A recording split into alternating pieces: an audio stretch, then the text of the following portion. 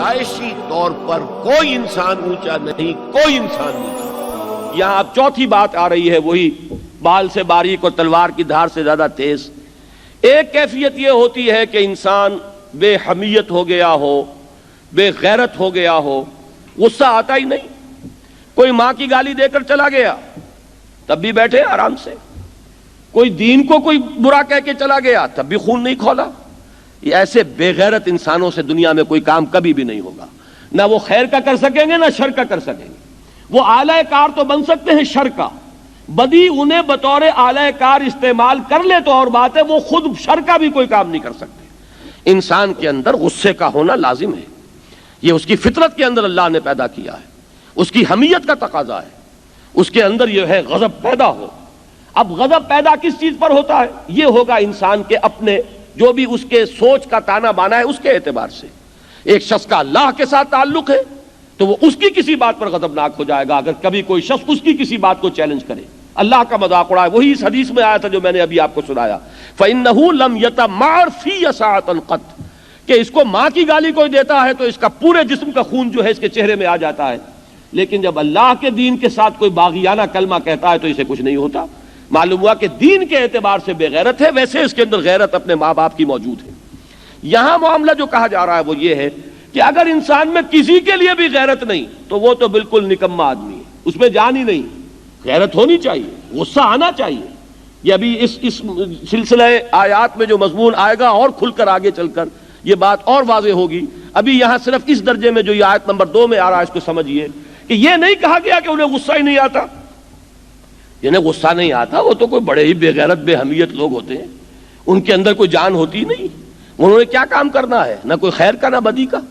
غصہ آتا ہے لیکن اب یہ ہے وہ تلوار کی دھار۔ غصے کے عالم میں اقامت دین کے کسی جد و جہد میں کوئی اقدام کرنا تباہ کن ہے۔ اقامت دین کے کسی کارکن کا غصے کے عالم میں کوئی فیصلہ کرنا اس جد و جہد کو تباہ کر دے گا۔ یہاں ضرورت کیا ہے؟ غصہ آئے لیکن ہم یغفرون۔ اب یہ غفر کے معنی کیا ہے اصل سمجھیے، غفر کے معنی ڈھانپ دینا۔ یہ مغفر کہتے ہیں خود کو، یہ جو ہمارے فوجی بھائی پہنتے ہیں لوہے کی ٹوپی، یہ مغفر ہے، پرانے زمانے سے اس کا رواج ہے۔ تلوار جو ہے اس کا وار سر پر نہ آئے، سر پر آئے تو سر بچ جائے، وہ لوہے کی ٹوپیاں پہنتے تھے، آج بھی وہ لوہے کی ٹوپیاں ہیں تاکہ بلٹ جو ہے اس سے بچاؤ ہو جائے سر کا۔ یہ مغفر ہے، ڈھانپ لینے والی شے۔ اذا ما غضبوا ہم یغفرون، انہیں اپنے غصے کے اوپر اتنا غلبہ حاصل ہے، اتنی قدرت حاصل ہے، اس کو کنٹرول کرنے کی اتنی صلاحیت ہے کہ وہ اس میں کوئی اقدام نہیں کرتے، اس میں کوئی فیصلہ نہیں کرتے۔ اور میں ذرا آگے چل کر بتاؤں گا، ایک چیز اقامت دین کے کارکنوں میں مطلوب ہے کہ وہ اپنے غصے کو اپنے اندر ہی اندر پی کر، اندر ایک لاوا جیسے کہ پک رہا ہو اس کو پکائیں۔ ایک وقت آئے گا جب کہ اس غصے کے نکالنے کی اجازت دی جائے گی، وہ وقت آئے گا جب کہ کہا جائے گا اذن للذین یقاتلون بانہم ظلموا، آج سے تمہارے ہاتھ کھول دیے گئے، اندر ہی اندر پکاؤ اپنے اس غضب کو، لیکن ابھی تمہیں اجازت نہیں ہے ہاتھ اٹھانے کی۔ یہ میں سیرت کی تقاریر میں اور انقلابی جد و جہد کے مراحل میں بار بار بیان کر چکا ہوں کہ 12 برس تک مکے میں حکم کیا تھا؟ ہاتھ رو کے رکھو، کفو ایدیکم، نو ریٹیلیشن، کوئی جوابی کارروائی نہیں ہوگی، تمہیں دہکتے ہوئے انگاروں پر لٹائیں لیٹ جاؤ، تمہاری نگاہوں کے سامنے سمیہ کو جو تکلیف دی جا رہی ہے دیکھو اور برداشت کرو۔ سمیہ سے بھی کہا جا رہا ہے رضی اللہ تعالی عنہا، اور حضرت یاسر سے بھی، اصبروا یا آل یاسر فإن موعدکم الجنہ، صبر کرو اے یاسر کے گھر والو۔ مسلمانوں سے کہا جا رہا ہے کہ صبر کرو، ابھی تھامو اپنے آپ کو۔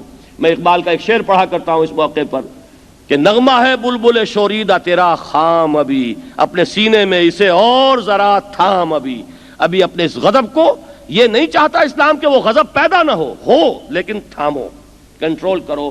ایک وقت آئے گا جب وہ آیت نازل ہوگی اذن للذین یقاتلون بانہم ظلموا، جن لوگوں کو آج تک اجازت نہیں تھی اور ان پر ظلم و ستم کے پہاڑ توڑے جا رہے تھے، آج ان کے بھی ہاتھ کھول دیے گئے۔ پھر آپ نے دیکھا وہ صحابہ کرام کا اندر کا وہ جو جوالا مکھی ہے وہ جب پھٹا ہے، وہ اندر جو کچھ انہوں نے اپنے جذبات کو تھامے رکھا تھا 12 برس تک، وہ جب ظاہر ہوئے ہیں تو پھر ان کے ذریعے سے کتنی بڑی انقلابی کارروائی ہوئی۔ تو یہ ہے اصل میں یہاں پر جو فرمایا ایک انقلابی جد و جہد کے اندر بڑے کنٹرول کی ضرورت ہے. وَإِذَا مَا غَضِبُوا هُمْ يَغْفِرُونَ. اس وقت تو ابھی روکنا ہوگا، تھامنا ہوگا اپنے آپ کو، اپنے جذبات کو اندر ہی اندر، وہ اندر کھولتے ہوئے مادے کی طریقے پر کھولتا رہے، کوئی پرواہ نہیں، لیکن اس کا ظہور نہ ہو. معاف کرو. ابھی حضور سے کتنی مرتبہ قرآن میں کہا گیا ہے نبی ذرا ان کے مہلت دیجئے، ابھی مہلہم قلیلا، ابھی ذرا ان کو مہلت دیجئے، ابھی آپ صبر کیجئے، ہمارے پاس سب کچھ ہے. ان لدینا انکالا وجحیما وطعاما ذا غصۃ وعذابا الیما. ہم ان میں ایک ایک ان کیفر کردار تک پہنچا دیں گے، ایک ایک کا پورا حساب لے لیں گے، ایک ایک کو اس کا پورا جو ہے بدلہ کا دیں گے، لیکن ابھی نہیں. ابھی ذرا صبر کیجئے. فاصبر علی ما یقولون واہجرہم ہجرا جمیلا. تو یہ ہے وہ بات جو کہی گئی وَإِذَا مَا غَضِبُوا هُمْ يَغْفِرُونَ.